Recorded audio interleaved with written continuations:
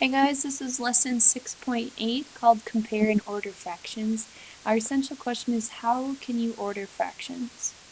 Jody has equal size bins for the recycling center. She filled 3/5 of a bin with plastics, 1/12 of a bin with paper, and 9/10 of a bin with glass.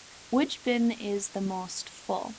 Okay, so first of all, they want us to locate the fractions that we're going to be dealing with here. So I'm going to get my pen.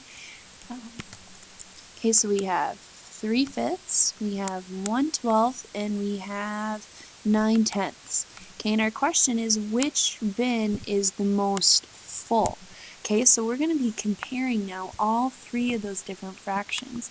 And sometimes it's just easier to start with like a timeline here and put those fractions in order so you can see what that looks like. Okay, so first thing that I want to look at is 1/12. Okay, just kind of looking at our fraction tiles. Let's see. Here we go. So 1/12 looks just like this. Okay, and then the other fractions we're talking about is 3/5. So let's go over here. 1, 2, 3. There's 3/5. Oops. Hope you guys can see that. Okay. So there's 3/5. 1, 2, 3. And then the next one that we're talking about is 9/10. So we have all the way to here, 9/10. So we can just kind of look at the tiles and see how that looks like. So let's go back here.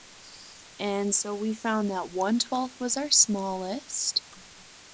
Okay, and then we're using 1/2 as a benchmark, and we know 3/5 is just a little bit over 1/2. And then we saw that 9/10 was almost full, so that one has to be as closest to a whole. Because if I were to have a whole, I would have 10 out of 10. That always equals one whole. The whole thing's filled up. So when I have something that's 9 out of 10, generally, it's really close to being full, so generally that's going to be as close as you can to one whole. Okay, so now we're going to compare, now that we kind of have an order of what they look like, now we're going to compare each fraction to 1/2, our benchmark number. So looking at 3/5 and 1/2, okay, here's 3/5, 1, 2, 3 and a half. Okay, it looks like 3/5 is just a little bit over 1/2. Okay, so that means that 3/5 would be bigger. Okay, thinking about 1/12 and a half, well, we saw what 1/12 looks like, and that's really small. So 1/2 would be bigger than 1/12. Then we have 9/10 and we had a half. Well, 9 out of 10 is almost full, and a half is only halfway there. So I'm going to put the greater sign eating the 9/10.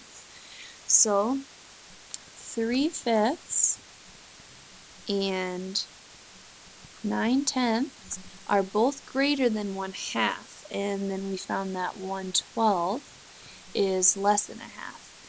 So we went ahead and we labeled 1/12 on the number line.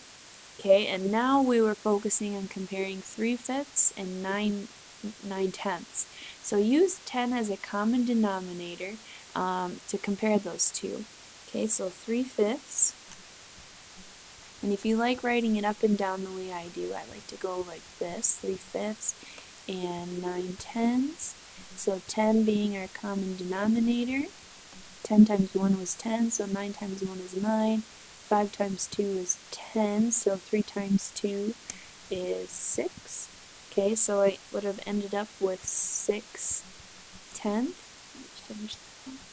Okay, so then I'm comparing 6/10 and 9/10, and 9/10 would be bigger, so I can put my alligator eating the bigger fraction. So now I know that 9/10 is bigger than 3/5. So on the number line we have that correct up there as well. So the fractions from the greatest distance from 0 has the greatest value. So the fraction with the greatest value is 9/10. And so the bin with, and that one goes with glass, is the most full. Okay. Compare the distance between 3/5 and 0 and the distance between 9/10 and 0. What can you conclude about the relationship between 3/5 and 9/10? Explain. Alright, so I'm going to get this going here. The distance between 3/5 and 0 is less than the distance between 9/10 and 0. So, therefore, 3/5 is less than 9/10. Okay, so sometimes if it helps if you can put them in a number line, and then if you get that far, if you're really struggling between two fractions, try and find a common denominator and then go from there. Okay. All right, the next page, example 2, write 7/10, 1/3, and 7/12, and 8/10 in order from least to greatest. Okay, so again, I'm going to use my benchmark as a half to help me.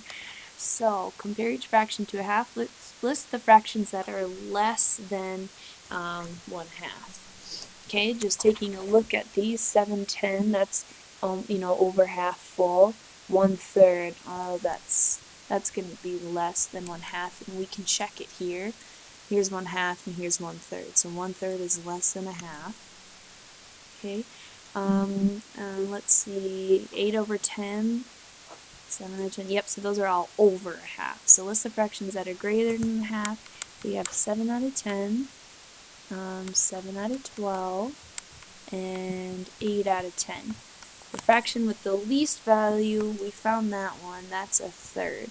So we're going to go ahead and put 1/3 up here because we know for sure that's less than half.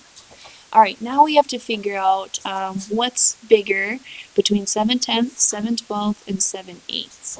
Okay, well I can already see that we need to pull the ones that have the same denominator, 7/10 and 7/8. Okay, so if I have 7/10 filled and then I have 8/10 filled, which one would be more? The 8/10 would be more.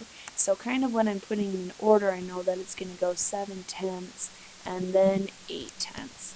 Now we just got to figure out does 7/12 fit over here or does it fit over here? Okay, and so we're going to figure that part out next. So we're going to compare 7/10 and 7/12. Okay, so we want to probably find a common denominator between the two, and between 7 and 12 that's going to be a little bit tricky. So 10, 20, 30, 40, 50.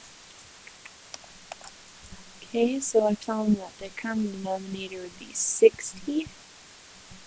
Okay, 12 times 5 was 60, so 7 times 5 is 35. And then 10 times 6 is 60, 7 times 6 is 42. So I would say that 7/10 is more than 7/12. So coming down here, I'm going to put 1/3, because I know that's my smallest, and then I just found out that, let's see, 7/10. Oh, sorry, 7/12 was smaller. And then I found that 7/10 was bigger, and then the last one was 8/10. So I'm going to put those back in order over here. So 1/3, 7/12, and like I said, you can always use your fraction tiles too and build them to see what they look like. And then 8/10. Okay? Alright, try this. Write 3/4, 3/6, 1/3, and 2/12 in order from least to greatest. Okay, so we're going to talk about some of the strategies that we found. Alright, compare them to a half. Okay, so I'm going to draw my number line here, so I can kind of put them in order. I know a half is going to go right here. Okay, alright, so we found that earlier that 1/3 was less than a half. Okay, so let's talk about, and then 3/4. We know that 3/4, look here, 1, 2, 3, that's over a half. So I'm going to put that one right here, 3/4. Okay, and then we have 3/6, so let's look what that looks like. 1, 2, 3, that's exactly at a half. That's an equivalent fraction, so that's right here. And then my last one would be 2 out of 12. Okay, so coming out of here, here's 2 out of 12 and compare it to 1/3. Okay, well 2 out of 12 is smaller than 1/3, so that's going to come over here. And if you were just to draw it too, okay, you'd find that here's 1/3 and 2 out of 12. Okay, you'd figure out that that's like right here. Okay, and you could also find a common denominator between that. So there's 1/3 and 2/12.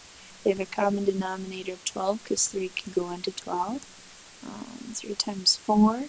Okay, so you would see that 1/3 is bigger than 2/12. Okay, so let's put them in order now that we got it. Okay, so 2/12. Then we have 1/3.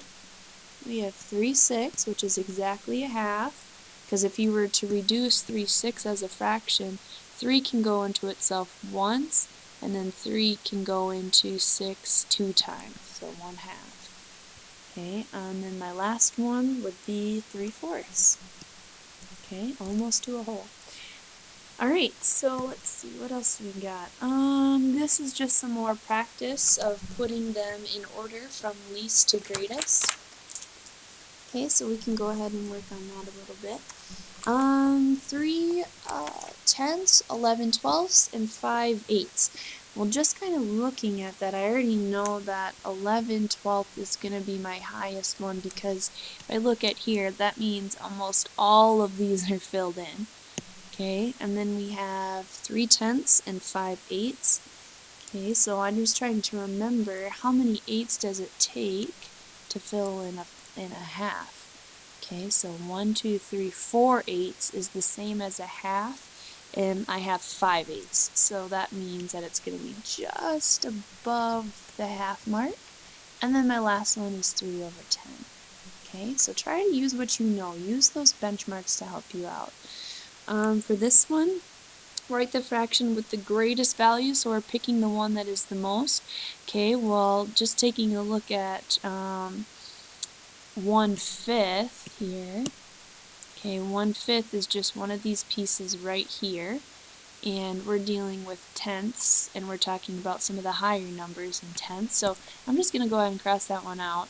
And now, what is lucky for me here is both of them have the same denominator, so now I get to look at my numerator. Always look at your denominator first, and then look at your numerator. Okay, well, what's bigger, 7 out of 10 or 9 out of 10?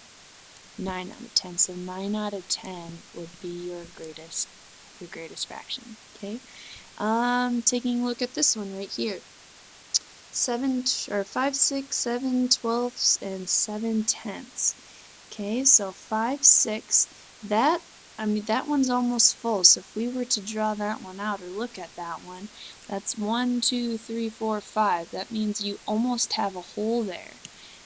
7 out of 12, or 7 twelfths, 1, 2, 3, 4, 5, 6, 7. See, that's not, you still have a lot to go to your 12 out of 12. And then same thing with 7 out of 10. So I would look at your fraction that is almost a whole. So 5, 6 would be the answer there. And then this one, 2 eighths, 1 eighth. Okay, so these are the same, so I can kind of compare those. So I know it's not going to be that one. Let's see. Remember, the smaller denominator, the bigger the fraction.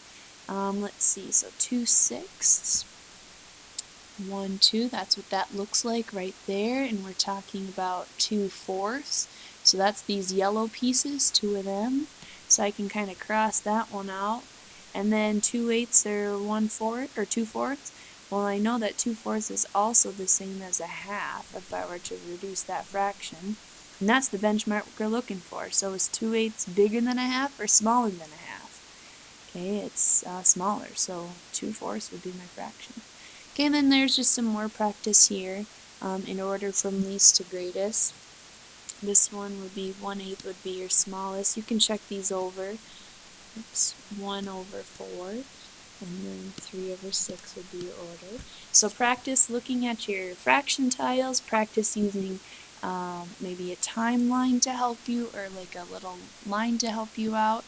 And then, use your benchmark, or trying to find common denominators, like between 1/8 and 1/4. 1/8 and 1/4. Okay, common denominator would be 8. 4 times 2 is 8. 8 times 1. Okay, so then you could see that 1/4 is a little bit bigger. So yeah, so right, we're going to go right to your homework. It's kind of the same thing. You're just comparing fractions and you're putting them in order from least to greatest, or trying to find the biggest one. Okay. Alright, so if you have any questions, let me know. Otherwise, go back and look at the ones that we did in the video. Have a good rest of your day. Thanks.